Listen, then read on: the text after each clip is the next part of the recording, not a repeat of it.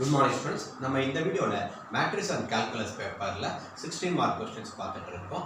இதுல வந்து ஒரு சிம்பிள் ப்ராப்ளம் சால்வ் பண்றோம். என்ன கொடுத்திருக்கு f of x x into e power x then find f dash of x.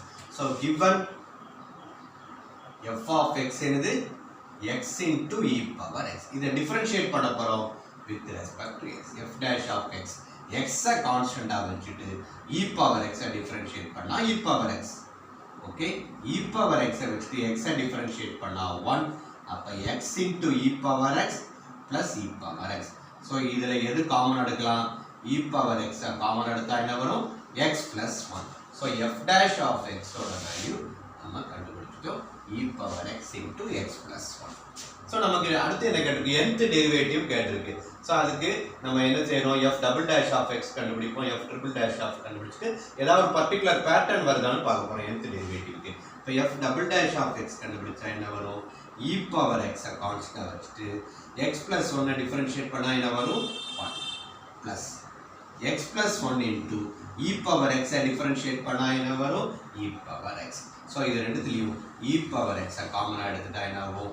x plus 1 plus 1 which is equal to e power x into x plus 2. So நம்ம f dash of x யும் என்ன செஞ்சுக்கிறோம்? f double dash of x யும் நம்ம எழுதி வச்சுக்கிறோம். So what is our f dash of x? f dash of x is equal to e power x into x plus 1. Okay, அதே மாதிரி f double dash of x ஓட value என்னது? What is our f double dash of x? e power x into x plus 2. Okay, இதே மாதிரி f triple dash of x கண்டுபிடிக்கிறதுக்கு நம்ம முயற்சி செய்யலாம். f triple dash of x என்ன வரும்?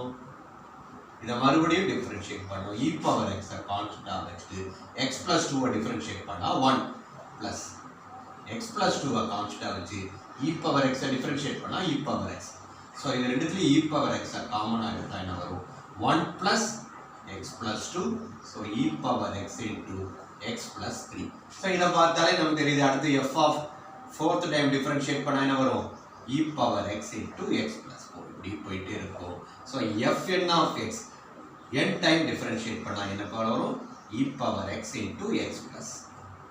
okay, one time differentiate பண்ணா x plus 1, two times differentiate பண்ணா x plus 2, third time differentiate பண்ணா x plus 3, fourth time differentiate பண்ணா 4. so nth time differentiate பண்ணும்போது நமக்கு என்ன கிடைக்க போகுது? e power x into x plus n. so simple problem solve பண்ணிட்டோம். Thank you students. If you like this video, share with your friends. Thank you.